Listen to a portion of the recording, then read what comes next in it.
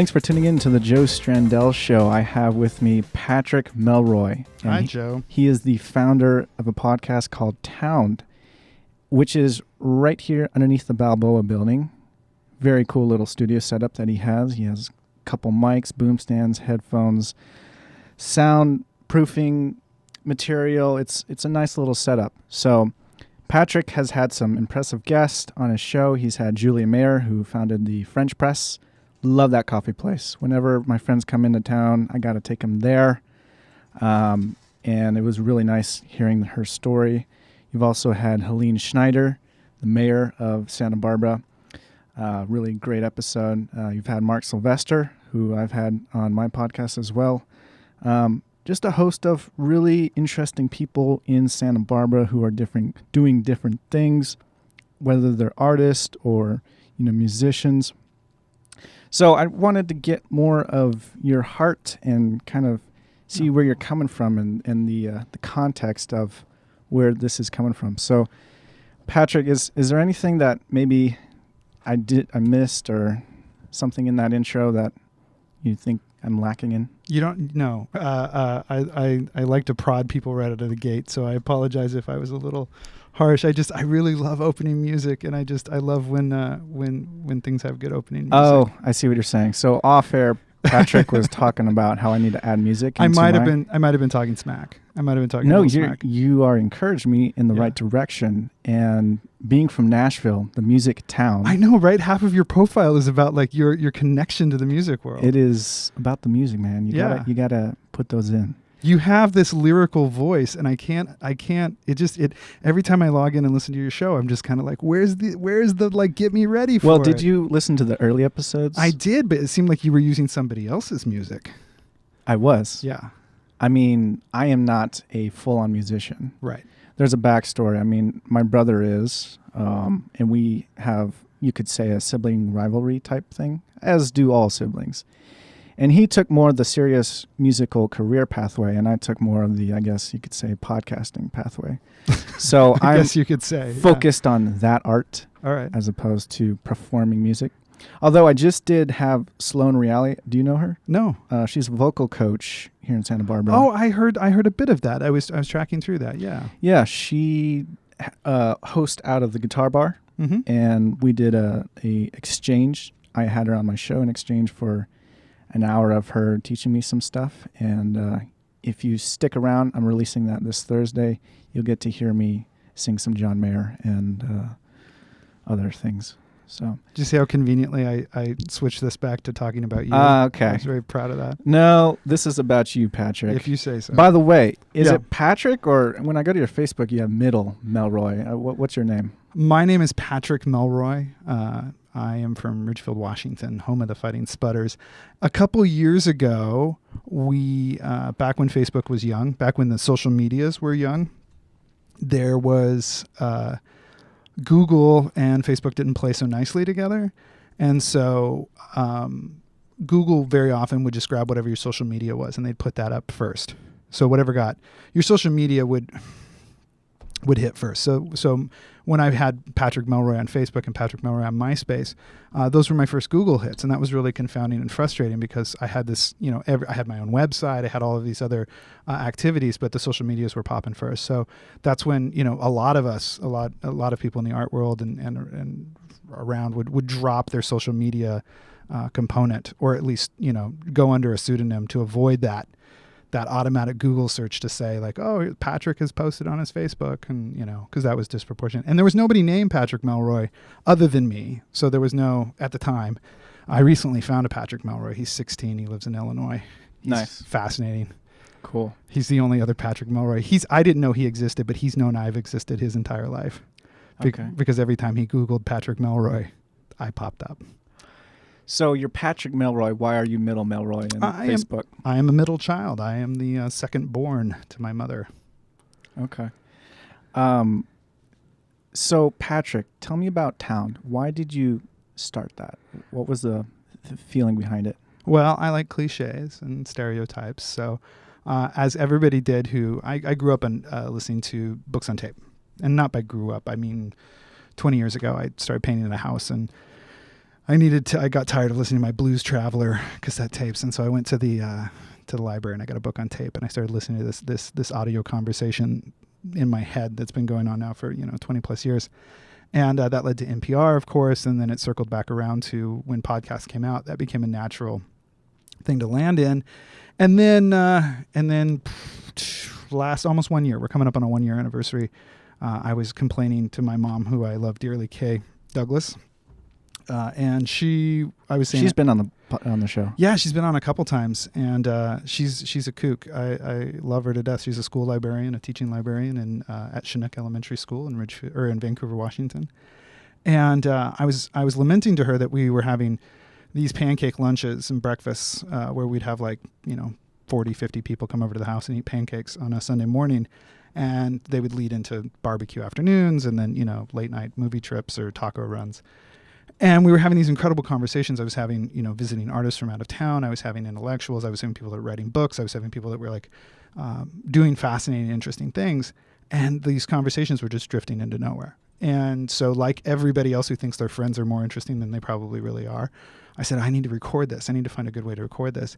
And so like a day after I mentioned that, from Amazon arrives this digital recorder, a nice little, I still have it. It's the Zoom H4n. Yeah.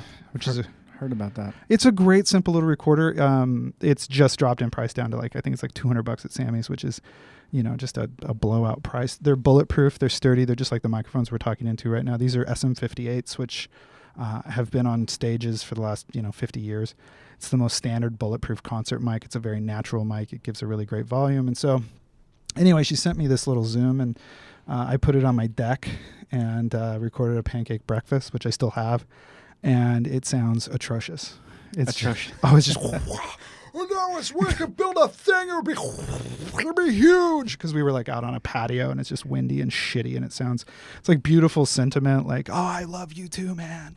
But it just sounds terrible. So why were there 40 people coming over on Sundays for pancakes? Oh, there's always 40 people coming over on Sundays for pancakes. Just for fun. Well, so that's where town came from, is this idea of, I grew up in a very small town. Ridgefield had 2,500 people when I started, and or when I was born in there, and half of them I was related to, and you couldn't get away from your life. Your life and your identity were created by the community that surrounded you. And so I was chasing that. I've always chased that, and everywhere I've gone, I've tried to build a community. And so we got down here, and part of that became cooking for other people and triggering those moments of, you meet somebody new, right? Right. And then what's your follow through? How do you come back at them and say it was really nice to meet you. Let's get together and get coffee, right? Sure. Well, how many coffee meetings can you take in a week? It depends on how busy you are. Right. Maybe once a day, or I don't know. Sure, but 5, 6, okay, sure. Maybe even if you did 10. If you set up a stand at French Press, like Mark Sylvester does, where it's just that guy will take 10 meetings. I saw him the other day at French Press. Yeah, he'll do French Press. He'll bounce over to Handlebar, hit a few people there, and then go back to French Press. I mean, the guy's all over the place. But my point was I wanted to kind of inverse that and bring people to me. And so I started inviting people over to pancakes, and it just grew and it grew and it grew. And now, it's rare for us to have the last one we had, it was a small one. We had 27 people, and there were 3 little girls there named Lulu. Well, 2.5. One was pretending, but 3 girls named Lulu, and there's people in the yard, people are inside, and there's pancakes being made everywhere. And it's an opportunity for a group of people who can check in with each other once a month, see what's going on, see where you're at, without having to book that. A meal somewhere. You can just swing through, stop for 2 minutes and check in. My grandparents used to do it way back in the day. Sunday afternoons, they'd have a big sit-down meal, and everybody was invited over to the house. And so that's where you kept track of the cousins and the gossip and the stories about the world. So, sounds like you're really into the community thing. Are you getting that? That's what I'm getting. Yeah. And there's different types of communities here. Right. I mean, I'm more in the entrepreneurial community, with Startup SB, Kyle Ashby, that type of thing. And you're really into, I would say, the artist community, right. Funk Zone, coffee. What you love coffee? So yeah, where does that come from? Well, I grew up in the Northwest. Oh, true. It rains. Rains coffee. Yeah, it rains 362 days a year there. I mean, we're a committed culture of drinking the beverage. I was a barista 100 years ago. 100 years ago? At least. And it felt like 100 years ago. I was a barista back before Starbucks kind of emerged. How old are you now? I am 40 years old. Wow. Okay. Oh, thanks. I got a No, wow no, no. out of it. That's great. No, that means you didn't think I looked 40. You are seasoned. You are wise. This is the kind of shit that 22-year-olds say to older guys. How old are you? Guess. I'm 22. Close. Yeah? Yeah. What are you? 23. Oh, that's a good age. I remember being 23. That was a good time. So We just invented electricity. It was awesome. knowing what you know now, what Yeah. would you have told that 23-year-old? Oh my God. We talk about that app all the time. And Yeah, I think that app? I think they even made a TV show about it starring like Jennifer Gardner that app where you can call the 23-year-old version of you, right? Oh, I didn't hear about this. What an incredible app that would be, right? Like where you can just like okay. pick up the phone and you can just be like, well, let's see, what age do I need to remember? Like, hey, save your knees, like don't go out in the sun this summer, like, cause you have a melanoma now, just like have those kind of like time traveling phone calls. But Is there any maybe like shortcuts or just like things like beware of this, like, it's going to get harder or... Here's my. I actually just had this conversation this morning with another person of your generation, which makes me sound extra old. But You're not old, if that makes you feel better. oh, thanks. My white beard would argue that. But here's my advice to anybody who's still establishing the opportunities for their future and figuring out what they're going to be for the next 20 or 30 years, who probably hasn't even thought about how to set themselves up for the next 20 or 30 years. I was told when I was 19, 20, I was 20 and I was working in Los Angeles as a video editor, a nonlinear digital video editor back in the day. And this guy told me to buy Apple stock. And I thought I was like, it's a really good idea if I ever had an extra $2. And this was before Steve Jobs came back to Apple and took over and made it, the largest company in the world. So I'd say buy Apple stock would be my advice. No, my advice to young people is, not young people, my advice to anyone is to find really brilliant mentors that inspire you. Mm-hmm. Get as close to them as possible. Learn everything you can from them. Listen to them. Get your heart ripped out as many times as you can. Don't tolerate other people who constantly, push you away and pull you back in. So, yeah, that's it. Yeah. That's Did you advice. have any mentors along your journey that really were influential to where you are right now? Yeah, I mean, shit, man. It's like I'm still pulling maybe them some in. examples or Dwayne Duvall was a magician from the 50s, and I met him at the Beaverton Elks Lodge when I was 17, and he taught me how to get a haircut and how to be polite and how to assume that everybody was in charge and treat them with that respect, even if they look like the busboy. I don't know if you would delegate the word successful to him, but Oh yeah, he was hugely successful. is there anyone else when I say successful, this person comes to mind?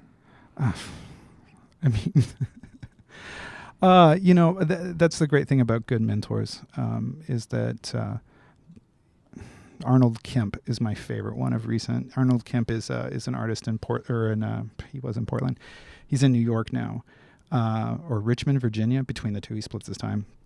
He's the chair of a program at Virginia Commonwealth University, and Arnold is brilliant because he understands which room to be in at any given time. He can look around the room and he can gauge it and identify that if that's a place he wants to be or not. And that's a very hard thing to, at any time in your life, be able to identify, is this a room you should be in? And having the willpower to leave. What do you mean? Like, how can you tell if it's a good room to be in or not? Well, that's what he was so good at. But he would identify the vibe and the profile, and he would say, is this a room that an artist belongs in? Is this a place where these people are going to benefit this artist, me as the artist? Are they going to benefit me, or are they going to use me or need me? Or am I the most interesting person in this room? Because if that's the case, I probably need to go find a new room. I love that. Jason Gennard wrote this book, or no, not that one, but another one, Mastermind Dinners, where he says that if you're the smartest person in the room, it's time to find a new room. Yeah, it's a good catchphrase. We're talking about successful. What about punchable? Punchable? Is there anyone who comes to mind when I say that? Oh, well, now you're doing psychology tests on me. No, I'm just asking the question. I don't, I'm kind of a pussy. I'm a pretty big pacifist when it comes to confrontation and why is that? It just wasn't my bag, man. It was like, when I was a kid, I learned that there were certain people I wanted to play with, and there were certain people I didn't want to play with, and anybody who wanted to like commit violence on me, that pretty much closed the door on our relationship of any kind of trust.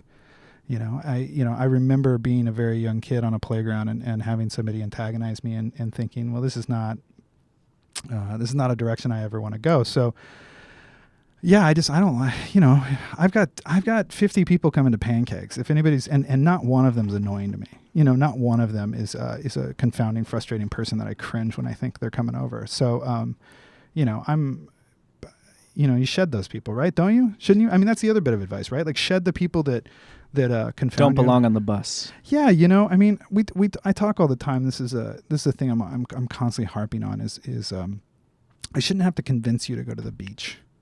I should just say, we're going to the beach. Do you want to go? Like the offer's out there. And you should say, yes, I have time to do that, or no, I don't have time to do that. But if you say to me like, well, what beach do I need? Is there something I should bring? Are there going to be who else is going to be there? It's like, no. You're off. The invitation is a yes or no one. Like I shouldn't have to, it's a beach, man. It's awesome. There's ocean and sand. And if you don't know that, then no amount of me standing here trying to pitch this to you is going to do us any good. And if you translate that to everything else, where it's like, why am I trying to sell you on something that is this good? Or why is this thing I'm trying to sell you take so much selling? Have you encountered a recent experience of trying to sell someone to get to the beach? No, because I don't do it anymore. I see people doing it to me. I see people trying to like sell me this. Either they're selling me on going to the beach, which always makes me suspect, because it just should have been like, hey, do you want to go to the beach? And I go, yeah, that sounds great. Let's get on board. Like, hey, do you want to become a part of this? Do you want to go to this luncheon? Do you want to hear about this really great environmentalist group that's going to change the world? Yeah, shit, I do want to go do that. Or no, I don't really have time to like add another charity to my docket. Well, no, the thing that they're doing is this thing and this thing. It's really like they're going to shut this down and they're going to change this. And I'm like, no. How are they going to do that? And then we're going back and forth over this how. Because I want to hear the real logistics of what it is on the ground that they're going to do versus just this like, everybody wants nuclear energy to go away. The only people that don't want nuclear energy to go away are people that are involved in nuclear energy, like conglomerate, people who are making money off of it. So just saying that you want, yeah, everybody wants world peace. Clearly, that doesn't get us anywhere. Well, maybe. Yeah. I mean, there are some people whose intention is to cause harm for whatever reason, right? Well, yeah, psychopaths. Yeah, but they're not, usually they're not in charge of lobbying groups, hopefully. But it's like there's a lot of talk, it's the oldest story in the book. Everybody can have all sorts of things to talk about, but they don't ever get anything done. It's like I want to see people who follow through. We talked about having a podcast. We talked about recording our friends. And within 2 weeks, we had a podcast. And within 3 weeks, it was up on iTunes, And here we are a year later, we're still releasing pretty consistently. We've done over 50 shows. And it's like, it's good. It feels good. But what have been maybe some metrics that you've been following, like the downloads or the emails you send it out to? Or my mom loves this show, so that's a big deal. That's a real big deal. As long as mom's happy. I mean, honestly, I swear that's like the easiest thing is like we try to push for like super listeners. We try to push for people that are really going to affect the world, through the participation of this podcast. So people who listen to this podcast then turn around and hopefully have, a better day, a better walk, a better opportunity to share it with their friends. Hey, I heard this thing about this group, this youth interactive group. It's just doing such great work with young people, supplementing the educations that they're not getting entrepreneurially at school, that kind of thing. Feels really great. And that's the metric that we're going on is as long as we continue to feel relevant, as long as people keep coming up to me going like, hey, I've got somebody I want you to talk to. And it's like, why do you want me to talk to them? And they say, well, because what you investigate out of them or what you converse with them about or how comfortable you make them allows us to get to know them in a way that we can't. Julia Mayer, from French Press, who you mentioned, Castle Coffee Roasters, is a fantastic friend and has become a fantastic friend because of this podcast. And that's huge. Like that's my metric. Like, Cat and Cloud, our coffee podcast, they slay the downloads. Like they have like massive downloads worldwide. Like how many? Or thousands. Every time they drop, it's 1,000 within a couple hours. So, but Town, how many guys you get? We might break 150. I think Julia Mayer has like 200 downloads. And so, It's more than me. thanks, Joe. That's very vulnerable of you. I appreciate that. But it's because you don't have opening music, man. It's key to everything. No, but it comes down to like, who are those 200 people? Because I will take 200 people who contact me and say, holy cow, great episode, loved it. I'll take those 200 people over 20,000 people that you never hear from. Any day of the week. Super listeners is where it's at, man. Like when it comes to like the legitimacy of the footprint that you're creating inside of any market or inside of any thing that you're doing, the legitimacy of the footprint right now, the metric is how many downloads do you have? Mm-hmm. How many users, or have interface? How many followers you have? All these numbers. Yeah, that you can buy. Yeah. It's like, I mean, anything out there that is measured on crowd appeal or crowdsourcing or any of that stuff. You can buy tweets, you can buy followers, you can buy social proof for nothing. I mean, nothing. $5. If we'll get you $5 foot long. Yeah, and so when you look at it and just go like the number, that metric is. I have an artist friend who sought out a gallery, and the gallery was like, well, what's your social footprint look like? And they looked at the social footprint and they said, yeah, we're not really going to you don't have a pre-existing following that we can then exploit. And so they went and bought one.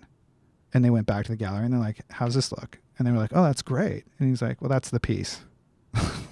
That's the piece, is that your metric that you're measuring the quality of the people that you're choosing to work with is based on a fallacy. It's based on a complete illusion that is created by the marketplace. And so if that's what the gatekeeper thinks is important, then he was happy to play along. And he told everybody. He was absolutely, willing to tell absolutely everybody, like, oh yeah, I bought 50,000 downloads, and then all of a sudden somebody thinks I'm cool. Yeah. And it's like, imagine that on the playground, just like, go back to the playground, like, oh, all these people love me. How do you know? I bought them all. Doesn't seem very real. It's not real, but the calls and emails that I get from people who listen to the show and tell me to keep going. We talked about closing. We talked about closing the show, where I'm just like, I think I've interviewed a good group, and it's rough. It's a lot of work to like book people, schedule when they're going to show up. We're post-production, all of that stuff.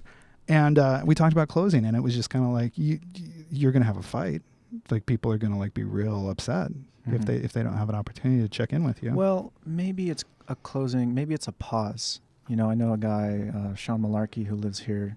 I don't know if you know him. He started a podcast called The Money Pillow. Yeah. You know him? Yeah. I don't know him personally. I've heard of his work. I'm meeting with coffee with him tomorrow, hopefully. Oh, great. And he closed it down last August. Yeah. But I hear there's rumor that he's bringing it back up. But yeah. I know, people take breaks, and sometimes that's good. That's what I was going to ask you is like, the future. We're getting into 2016 now. Like, what do you hope goals for town? Where do you see it going? Well, I mean, that chair's got Obama's name written right on it. So if we can just get Obama in here, I hear he's doing podcasts now. I hear he's just making the rounds. Mark Maron, right? Yeah. Did you listen to it? That was a good episode. Yeah.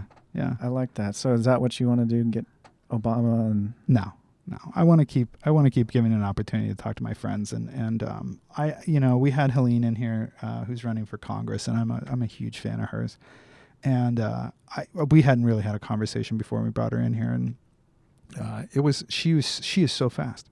Yeah, she's unbelievably fast. It's a water hydrant of information. Yeah, and it's just so quick and just so kind of like.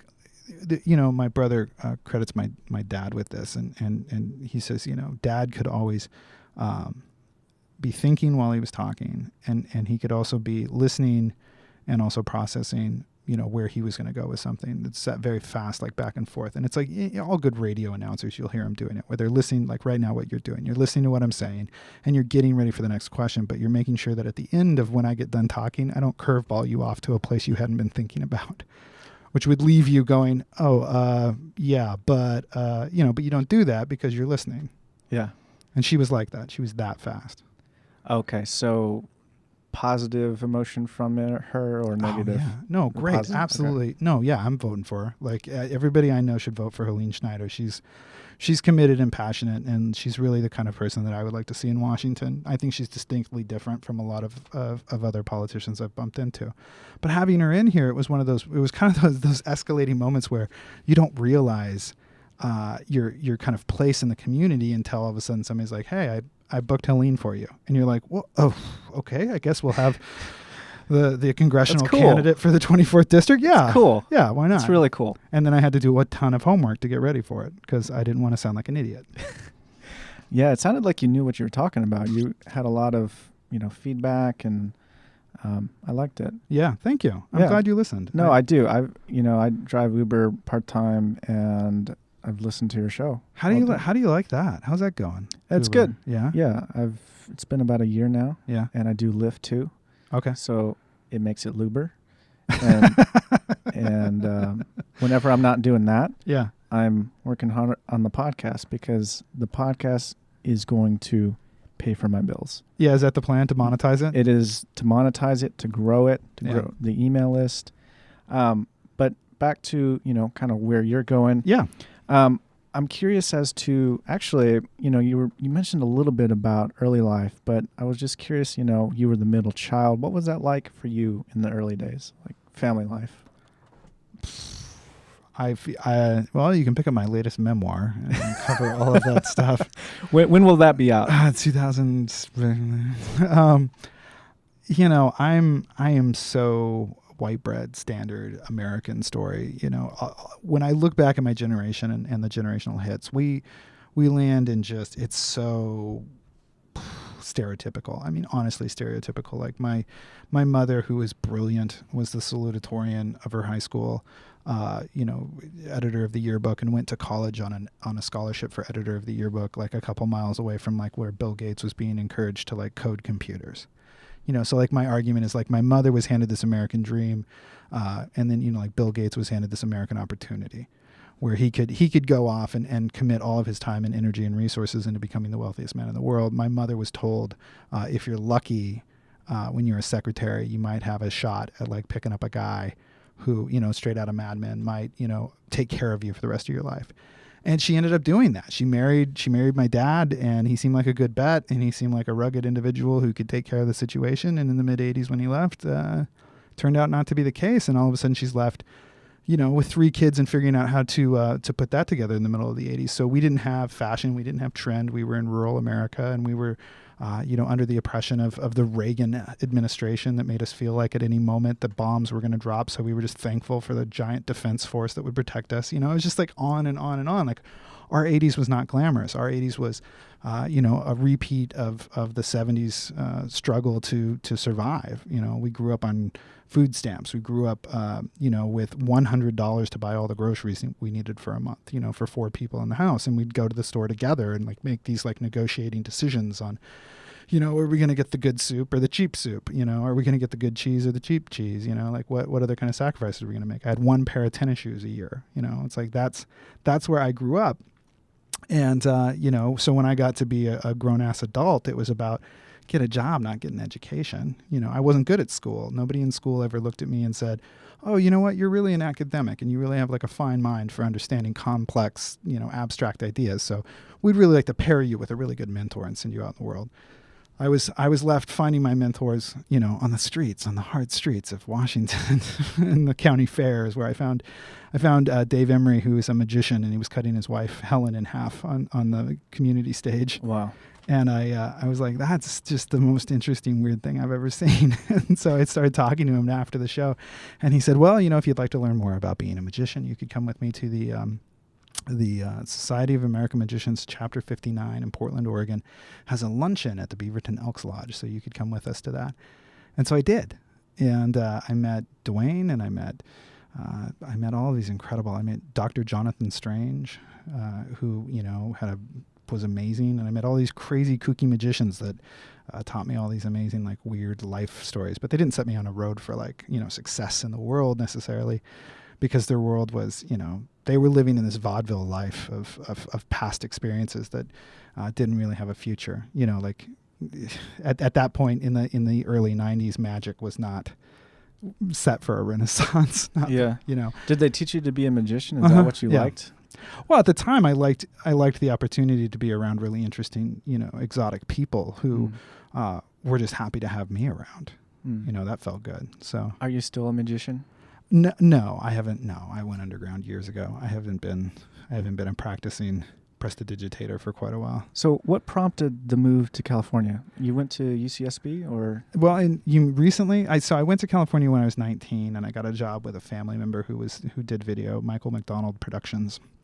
Not the Michael McDonald, the other Michael McDonald. And Bummer.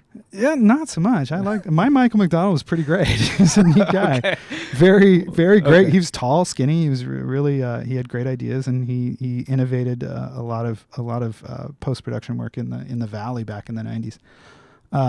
And so then I moved back to Washington, and then I came back here in 2009 to go to UCSB for my grad program to get my master's degree. So, and we were talking off air. You're teaching right now, or when people ask you, what do you do? What do you respond with? Well, I mean, it depends on who's asking, right? Like when you're talking to somebody, you don't open with, well, I drive Uber periodically. Right. And occasionally I drive Lyft. I like to think Uber. That I am a producer of a podcast called The Joe Strandell Show, and I'm interviewing local entrepreneurs and helping share their story in a new way. Well, then that's what you are. I mean, why would you be anything besides that? Like why the point, we get this question all the time, right? Everybody deals with this question all the time because it's a very American situation to say to somebody, I need to place you, I need to understand who you are and where you're coming from, and I need to get a really quick grab on what that is, and I need to blink it really fast. Like, Malcolm Gladwell talks about, like, catching exactly who somebody is in just a few seconds. And so our quickest way to do that, the way that makes us understand, well, I will compare you to everybody who I've met that is a dentist. I know pretty much what that salary is. I know pretty much like where they do their work. I've met a dentist before, so now I all of a sudden feel comfortable. What do you do? Oh, I'm a dentist, or I'm an astrophysicist, or I work at, engineering. That's, people throw these things out and you suddenly kind of calm down, or you then know where to go with your next question. Oh, well, where do you practice your dentistry, or where do you practice your entrepreneurial? Like, what does entrepreneurial, but like right now, right? When you say to people, I'm an entrepreneur, people look at you and go, oh, could I get a... Would you say you're an entrepreneur? Me? No, hell no. I'm an artist. Flat out. Like, just clear. I'm an artist. That's what I do. It's what I've been. My grandfather... This is pretty entrepreneurial. No, it's You got to admit. I mean, come on. The setup, the mics, the getting people to come in and Sure. I use all of the skill sets that cross, over to the platform of entrepreneurial, but I'm an artist. Like, that's... I have an MFA. I have a master in fine arts. I mean, that's my gig. Like when somebody says, like, well, what do you do, and what do you do to make money? Like, and how do you pay your rent? And it's like, then you turn around back on them, and you're just kind of like, well, what's your 401k plan look like, and what's your let's talk about your routing number. Let's talk about your Roth IRA, please. Yeah, exactly. Like, what stocks did you invest in last year? Because that is a different conversation. But essentially, what they're saying is, like, where's your revenue stream from? And that's kind of, believe it or not, a super personal question. Because what if the answer is like, well, I'm vastly independently wealthy because at 22, I actually did buy that Apple stock. And so now I can just do shit like this. I can just build a studio in the basement of the Balboa building for fun, Yeah. Not the case for the record, but, what if, and those kind of conversations can get really sticky. So I like to say I'm an artist, and it makes me really happy. I like that because, art gets underappreciated, I feel. Or underrepresented in this science and tech, exponential time. Yeah, well, we like to measure things. Measuring things makes you be able to value it, and having a valuation is something that makes us feel safe.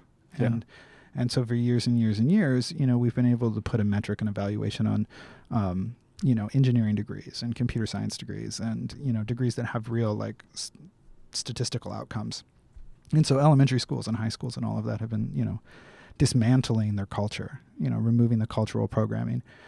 Because also that's the other problem, is that cultural programming leads to misunderstanding. It leads to hurt feelings. It leads to having to make decisions about where does the Christmas tree go, stuff that people just kind of want to like block out. I don't want to have an uncomfortable conversation about how I feel about my culture. I just want my culture to belong to me. Why not, though?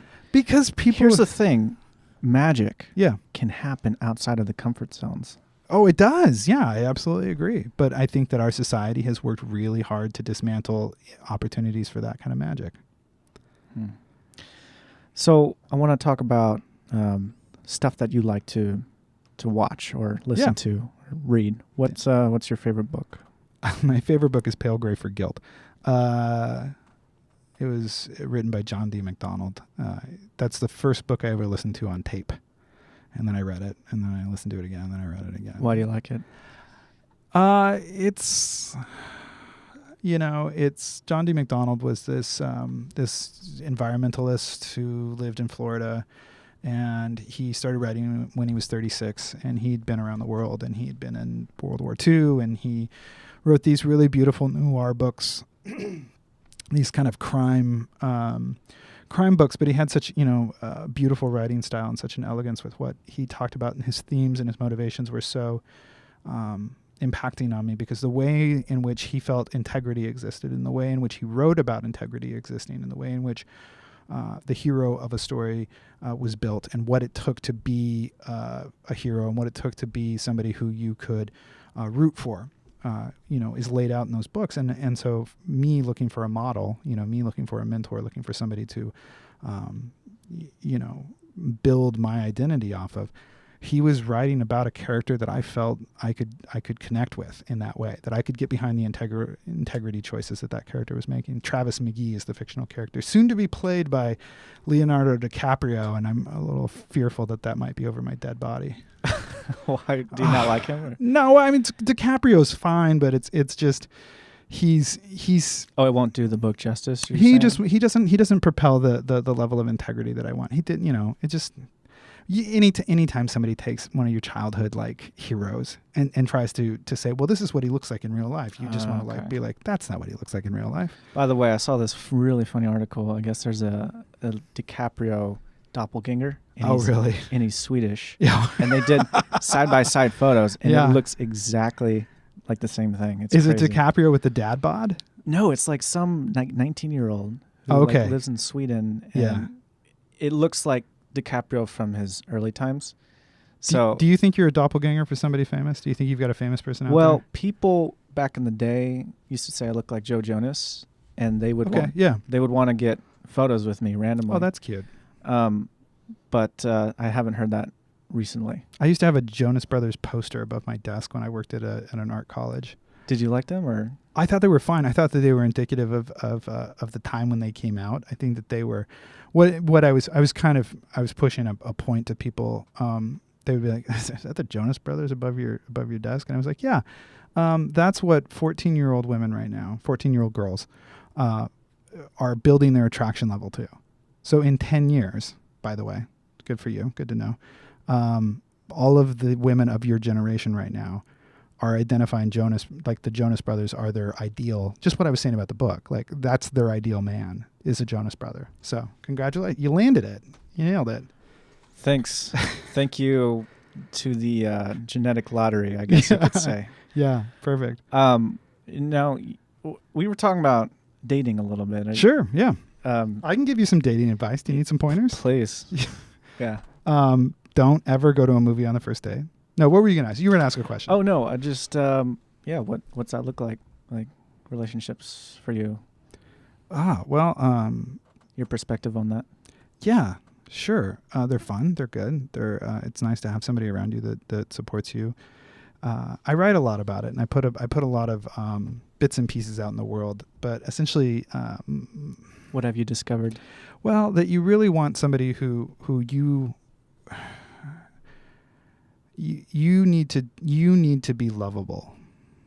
Like you need to be somebody who can tolerate somebody else loving you, and that's really it. It's not about them being the right person to love. It's about you receiving. Yeah. I mean, now take that with with the appropriate measure, because I've also done my fair share of committing to a person who just was not worth it, who was not they weren't able to be loved, they weren't able to receive the things that I wanted to give them. So, when it comes to dating, get in, find out if this person is a viable option, but mostly realize that it's you who needs to be the viable option. And then get out when it's bad. Leave before the lights turn on at the bar and you're left standing there going, how did this happen to me again? Yeah. Yeah. So I tend to say women are like fruit, they all have a different shape, color, size, taste. But the thing is, men love fruit bowls. Yeah. And so, Santa Barbara provides a... How do you stay committed to one woman is what you're saying? You're confounded by this idea of what if I just want to try all of the fruit? And people say, well, while you're young, enjoy the fruit bowl. Oh God, no. That's a clear way to it. You know what? Yeah, great. Good idea. You know, I say all the time, you can't write the best love song in the world by listening to love songs or writing or like reading about love songs. You can only write the best love song in the world by getting your heart ripped out and then like going on a whiskey and Cliff Bar diet for like 3 months, you know? Yikes. That's how Is that what happened? Oh, it works great. It just slims you down. Well, here's the thing. Yeah. My girlfriend broke up with me I'm sorry, buddy. when I broke my ankle. So, Oh, she's shallow. well, yeah. I'm sorry. You're not allowed to talk bad about her, but I don't know her. Hold so on. I I mean, we can talk about this. Yeah. As of a few months ago, this was like 4 years ago. She's been sending me like smoke signals. Oh yeah, don't no. Passively like Yeah, watching no, my no. snaps Mm-mm. and Nope, you can never go home again. Nope. but you hear about stories where people are broken off and then, you know, they get reunited 20 years later. Yeah, I and- did that. Yeah, I drove out to the middle of nowhere, Eastern Washington, and I got there and I hadn't eaten anything, and I kind of was like, "Hey, I need to eat something before, you know, like we hang out at this bar. You look really great. Nice to see you again." And just, you know, long story short, I slept on the couch. The hockey player slept somewhere else. The hockey player of hers. Yeah. Okay. Yeah, I woke up to the hockey player like in the morning, like, "Hey, you need some breakfast, bro? Who are you? Why are you here?" That sounds like a bad situation. Yeah, well, just, you know, don't drink whiskey on an empty stomach is really Well, what I it's at. kind of tend to stay away from alcohol. Oh, that's a good plan. Because coffee is somewhat of a social lubricant. Sure. Yeah, it gets you going. And the hangovers are not good. I don't know if you've ever had 3 double shots from That sounds like throw up. it's pretty bad. You have to space them a little bit. You can't do them one right after the other. But what's the point? If it's going to give you this amount of pain in the morning, Yeah. why do it? alcohol? Well, this town loves alcohol. Yeah, it does. Yeah, good point. And so I feel I have perhaps an advantage in that I don't have a thirst like that. Yeah, sure. I agree. That's great. So I try to drink just coffee, 1 cup a day, plenty of water. Yeah, I would never advocate for anybody starting to use alcohol in any way. It doesn't really do anybody any good. Yeah, I think that any time you're meeting somebody new for the first time. I want to get back to this idea of this girl who's like coming back to talk to you after several years. What do you think?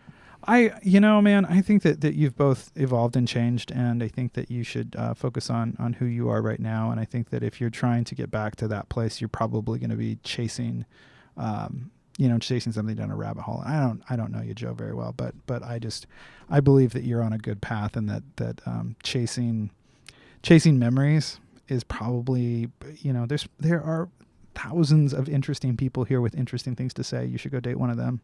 Date somebody new. Totally. Try some new language. Molly's out there.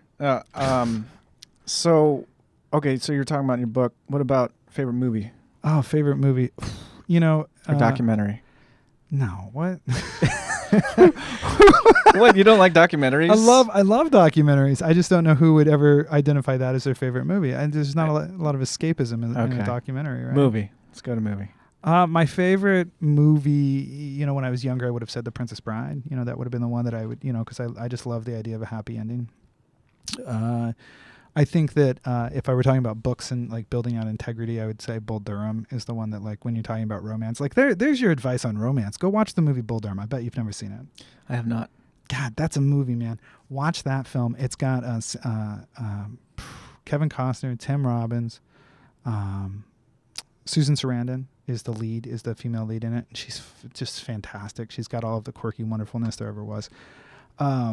Those were movies from the 80s. You watch movies from the 80s, I assume. Yeah. Every once in a while. I mean, the thing about movies Land Before Time. Oh yeah, it's a great movie from the 80s.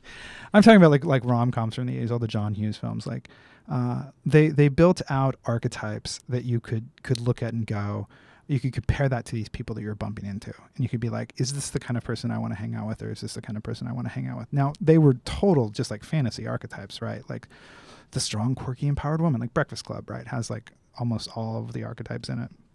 And like movies like that, I grew up watching movies like that, trying to find my archetypes. So this isn't so much like advice of like how to live your life. It's just maybe what happened to me. Yeah. It?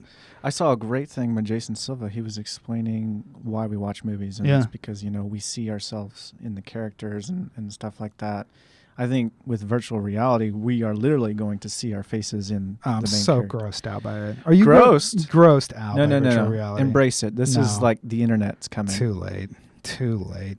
They've been telling me virtual reality's been coming for 20 years. I mean, over 20 years. Well, it's here. I know. World Viz is here. I know. We interviewed one of them on one of our shows, on Mark Sylvester's show. We interviewed the two of the heads of it. I listened to that. Yeah, great interview, great talking to them. But my questions are still the same that I had for them at the time, which is like, I don't understand how to implement this into a regular practice in my life that, circumvents, like you look at all the Back to the Future films and all these films that we're talking about the future.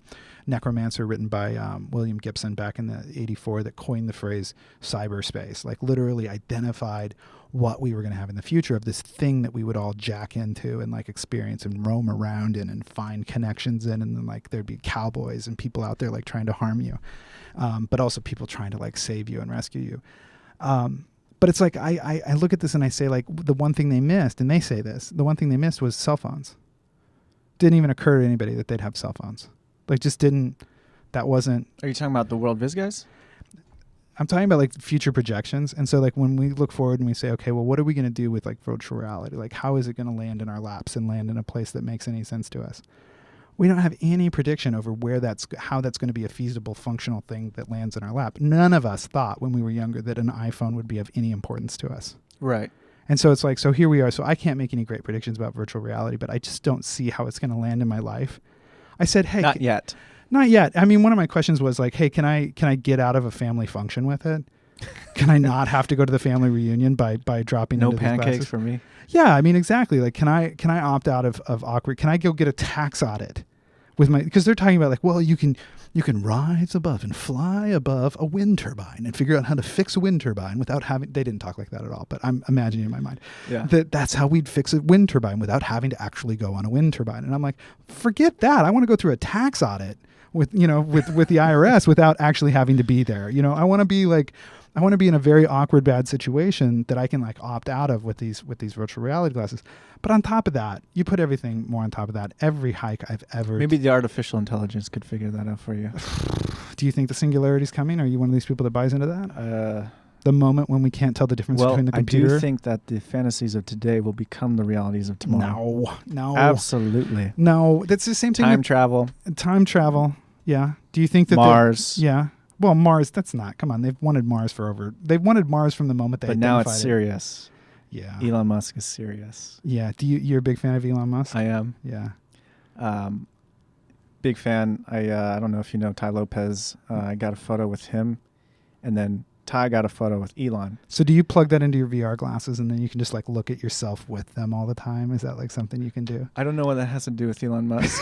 Just saying. But I'm saying, yeah, we'll have to see what happens with virtual reality. Well, but back to that, I think those are great mentors. I think that those are the kind of people to like here I am like fantasizing about working up to being the integrity of somebody who doesn't really exist, whereas you're talking about having the integrity of somebody who does exist. So that's admirable in every way for sure. But I mean, it's like Elon Musk is, I'm fascinated by him as a character, like how I'm always looking at people or how are they going to exist in history? Because Elon Musk is going to be in the books, right? Like he is. Yeah. Literally right now. Yeah. I mean, like the books that we're writing and certainly he's being involved in decisions that are going to affect culture in the way that we shift. But, you might have said that about the people who, originated Google Glass and that, program, tanked, and I think. But you got to admit, a really designed well rocket ship. Yeah. What about it?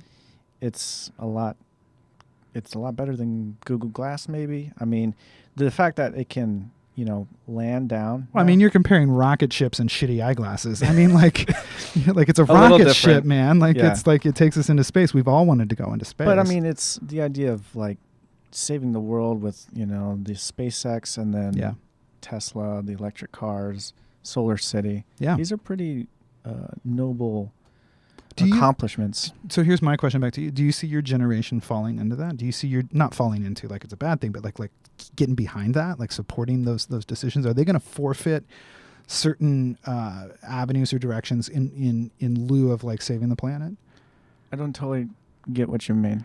Are you guys going to stop driving cars? Probably, because then we'll just Uber around. Yeah. You know, I think maybe people won't own cars, and maybe they'll just Uber around in Teslas. Mm-hmm. That seems to make sense to me. Are you going to forfeit all acrylic and plastic implements? Are you going to stop strip mining to get the elements that go into lithium batteries? Are you going to change the way that we manufacture iPhones, because most of the components of that are like environmentally like horrific? I mean, what's the plan for that? See, that's the other part of it that I start looking at and saying, like, it's not like what we have is any better. It's not. But it's kind of like everything is yin and yang. There is a balance in everything. And so with great power comes the great responsibility of being able to execute it. What's your take on sustainability? We don't have it. I wish it's the beach, man. This goes back to what I was saying about the beach. Should you ever have to convince somebody? Right now there's a fire. This was on NPR this morning. There's a fire, a chemical reaction burning in Missouri in a landfill. And it's headed, like, it's underground, right? And there's all this like stuff that's burning, and it's headed towards a batch of the landfill that was filled in the 1970s with nuclear waste. So there's a fire headed towards underground that they can't get to, that's headed towards a batch of nuclear waste. Is that going to blow up, or what's the implication of that? Well, it might release some rayon, one guy says. It'll probably be totally mitigated. I mean, there's almost no chance that radioactive dust will actually come out of the ground, but... And that has to do with sustainability in that we just... Is there any... Why should I have to convince somebody that that's a bad idea? Like, why... Like, the nuclear power plant is just like, it's such a bad idea. It's a terrible idea. They're like, yeah, but it's unlimited energy that allows us to move forward and be a progressive human society. And I'm like, at the cost of our entire future. You know, when there's buried radioactive material that is about to light fire, you know, from a chemical reaction. And I'm not being an alarmist. This was just national news today. I'm not like, there's no conspiracy theory here.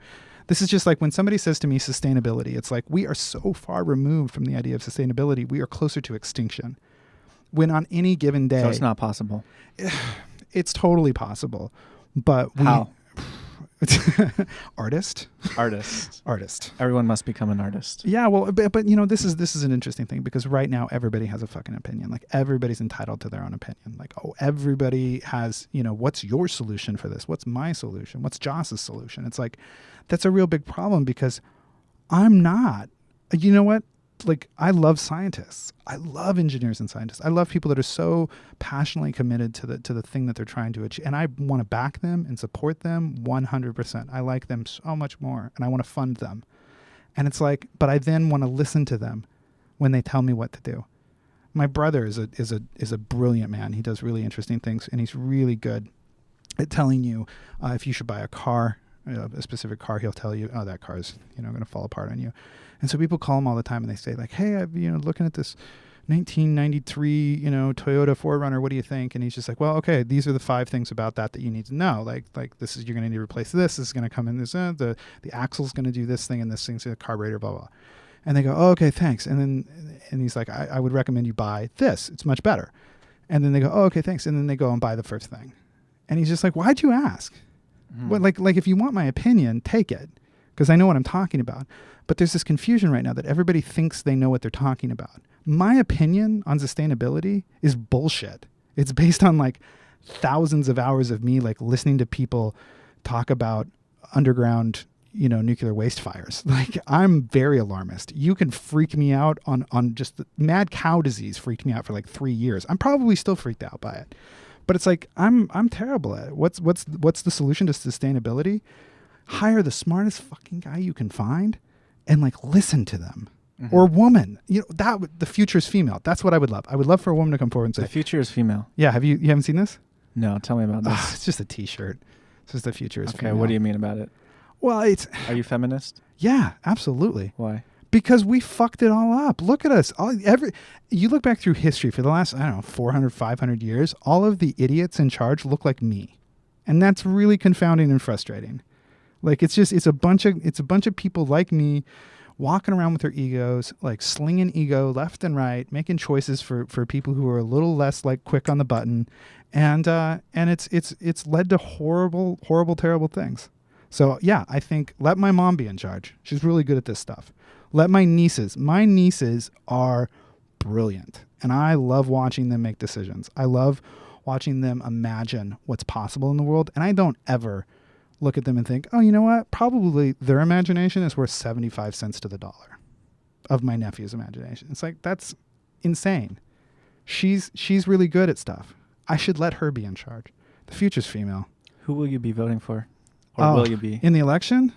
What are your political viewpoints? I'm a socialist. I'm a commie socialist. I believe that I believe Joss is too. Yeah. I think that everything wonderful and beautiful in our society comes from all of us getting together and sharing. I think that anybody who is wealthy in this country is wealthy because of the infrastructure that is there to support that wealth. And so anybody who's a capitalist and believes that like they're expanding their capitalist views, or they're, well, I pulled myself up by my bootstraps, and it's like, yeah, and all of your employees drove here on the streets I paid for. And all of your employees like stopped at stoplights and drank this clean water that we used, and didn't have to start work at 9 because we mandated that or at 9 years old, because we mandated that like workers get to start at 18 or, later in life, not at 9. Like everything that is good in our society was created through a socialist belief that happened and said, you know what, we need to take care of the weak people because they're valuable. Just because you're not physically strong, or just because you're not, independently wealthy from birth, doesn't mean you don't deserve to be supported, because you might have a good idea of how we should, get through life. When you look at like the poets and the artists and the people who inspire me, like some of them came from wealth, but a lot of them didn't. And if we had just discarded those people and not provided any social welfare or any social support, we didn't have public schools, we didn't have roads, if we didn't have every factory, utilizes all of the benefits around it, all of the infrastructure around it, even if just the people who work there, are benefiting from, weather reporting, or just like we're a community. Mm-hmm. What's your relationship to money? How do you see it? It's an illusion. I think money is an illusion. Oh yeah, man. I issued stocks in myself. Like from 2009, I issued stocks I have shareholders, in who I am. I like that. Yeah. I've got a book, and we have a shareholders meeting on my birthday every year, and we come back together and we see how we're doing. And, they get dividends in the form of pancakes, Well, cash does exist. Sure. Cash exists. What is cash? It is what we say is valuable. Right. I value my family. Okay. Over cash. I value food over cash. I value, integrity, and I value trust, and I value love. I value so many things over cash. Cash is just a vehicle. Cash is just a thing that allows me to get access. It's permission slips, right? And so when it comes down to it, I like having permission to do things, but in lieu of having permission to do it, but still wanting to do it, I'll probably do it anyway. Yeah, that's really interesting. Morning routine. Oh, yeah. What does your first 60 to 120 minutes of your morning look like? I hate to be such an artist on things, because I'll be like, well, what's morning? Where do you want to draw the line of morning? Do you when mean you rise. When I rise, when I get out of bed. When you open. Yeah. What time do you get out of bed? Anywhere from 4 to 6. Yeah, I probably don't sleep in past 6 very often. Okay. So you get up in that area, and then you make the coffee, or? Yeah, set the water to boil and then go take a shower. Take a shower. Okay. Interesting stuff. In the past year, and we'll probably maybe wrap up with a few more questions, but yeah. In the past year, have you made a purchase that was significant to you, maybe a good investment that was under $100? Oh, a good investment under $100. Oh, I bought an axe. From a guy. Yeah, I think I did see some photos about that. What is that all about? Yeah, I'm sorry to drift through my mind like that, but I was just I have a this guy, his name's Mike Buer. Mike Buer has a shop on my brother's property up in Washington, and he buys and refurbishes old tools, and he had a stack of axes, which in any time a guy sees a stack of axes, like that's a pretty good time, right? Like that's a stack of axes. Yeah. And he was selling them, and I was like, oh, these are really amazing. And so there was this one axe. It's this really nice little It's called a cruiser, which is kind of a smaller hiking axe, but it still has a double bit, so it's sharp on both sides, so you could fall a tree with it theoretically. And he was selling it for like $40. And I was like, this is the most incredible little, like, it just felt good in my hands. And so I bought it for $40, and then I bought a baseball bat bag to bring it home on the airplane because I was like, I don't have a bag that quite fits this. So I brought back a bag full of axes because I was going to give them away as birthday gifts and housewarming. Like I'm like, because we always bring over a bottle of whiskey or something to somebody, and I was like, what would be really better than like a bottle of alcohol would be like an axe. Do you like chop stuff down, or what's the point? Well, what's the point of an axe? Well, I mean, I love, paperweights. Joe, we're going to have to talk about this. We're going to, if you have to ask what the point, listen, there's two kinds Well, of. you chop down wood. That's the point of an axe. So I'm saying, do you chop down trees? No. Why would you do that? No. Because you have an axe. Yeah. But see, that's the difference between like the intention of a tool and the actual like presence of a tool, like having a tool. Okay. The capability of defending your house against armed zombies. Like what kind of price can you put on that? $40? Guns? Yeah, guns aren't as much fun. Like, what's your take on that? On guns? Yeah. I'm a gun owner. I own 2 of them. They live in a closet. They are inherited rifles from my grandfather. One of them is, I haven't fired them in 25 years. They're oiled and well maintained. Do you think we have a gun problem? Or Yeah, clearly. Yeah, we have a terrible gun problem.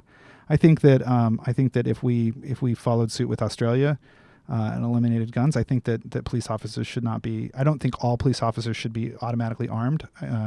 We were at breakfast over the weekend, and 2 sheriff's deputies showed up that were just having breakfast.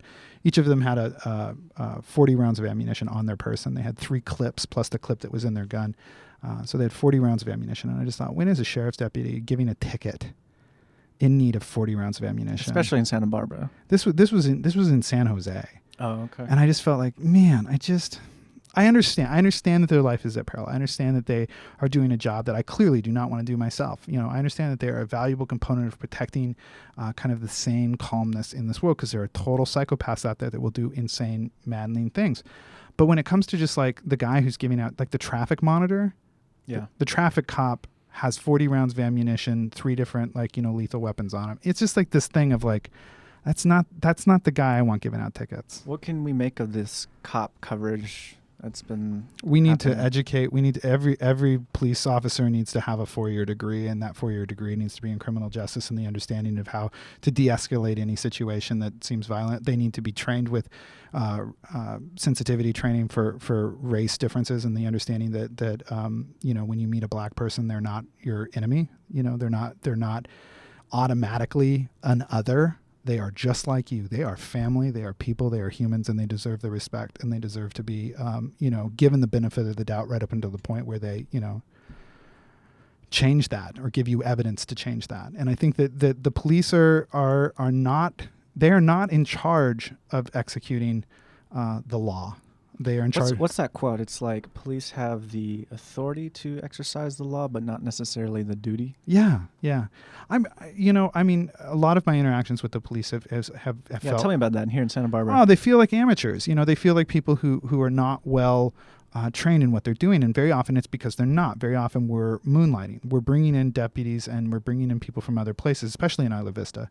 There's a huge struggle because they don't have a city government, and so they are managed by the county. The county has resources spread out over the entire Santa Barbara County. And so the people that end up in Isla Vista, the police deputies that I've interacted with, very often are either moonlighting or they're on punishment duty, or they're not fit for duty somewhere else. And so they're dropped into Isla Vista.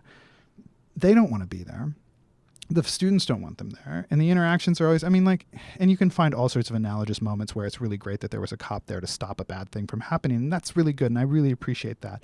We had an active shooter and we had a mass murder up there, and that was horrific and terrible and evil. And I honor the police that stepped in and stopped that from continuing. But when it comes to I just want them to be better trained. I want them to understand when you look at, there's a lot of great video coming out of European nations where there's a man wielding a machete and the police figure out how to defuse it. There's a man wielding a knife. There's a man wielding all sorts of violence, and the police know how to defuse that. They step back They step back. They protect the community without going in and automatically playing like tackle it. Like watching a police officer kill a fellow citizen is it makes me want to throw up every time. Have you had any stories of experiences with you and a police officer here? No. Yeah. All of the police that I've observed in Santa Barbara have behaved in pseudo amateur professional ways. Yeah. I've been pulled over several times being in and around Isla Vista, and I've pulled over and talked to police many times, and I think this was an unwarranted, unjustified stop. I don't believe it's because of my race. I just believe it's because I was driving around at 1 o'clock in the morning, moving around, and they were looking for an opportunity to find out if I was breaking the law.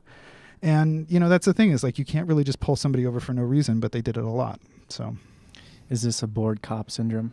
No, I think it's a cop that's not educated and that's responding to a situation that they perceive rather than a situation that's actually happening. I tend to see some of the same things, I think. Now I'll just probably wrap up, but I want to know, how do you relax? What activities do you like to partake in and to decompress or reward yourself? Oh God, I don't know how to decompress anymore. I probably draw a lot, or I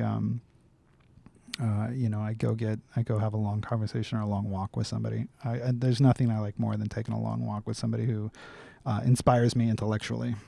Nice. Yeah. Anyone in town you can? Oh God, I mean, just throw a rock. Steve Soria from Makesmith is fantastic and good at conversation. Warren Schulteis. I mean, I'm just, everybody who's been on my show, like go look at town and pull any one of those people out and then, beg them for a walk and get some good information from them.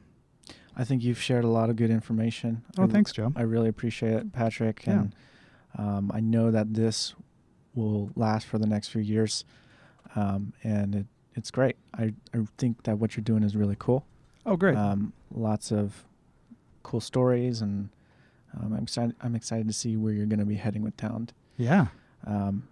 So best way for people to get in touch with you or get a hold of you? My name, Patrick Melroy, at most email providers will get you there. Patrick Melroy at Gmail, Patrick Melroy at Ymail. You can find me on iTunes at Town via Pullstring Press. Pullstring Press is our company that runs that with my partner Raymond Douglas. And just look for us on Pullstring Press, or pullstring.co is where all of the information about what we do is. Very cool. And I'll have to add that into the show notes. Yeah. You guys subscribe to Town on iTunes, find them on their social media. Also, subscribe to the Joe Strandell Show on Facebook, all those things. I send out weekly emails of episodes like this, so subscribe to the email. It's one of the most impactful things you guys can do. So I appreciate you, Patrick, taking the time to come and chat with me, and excited for where Town's going. Yeah, it's been my pleasure, Joe. Thank you for having me. No, definitely mine. You guys have a great week, and stay tuned for next week.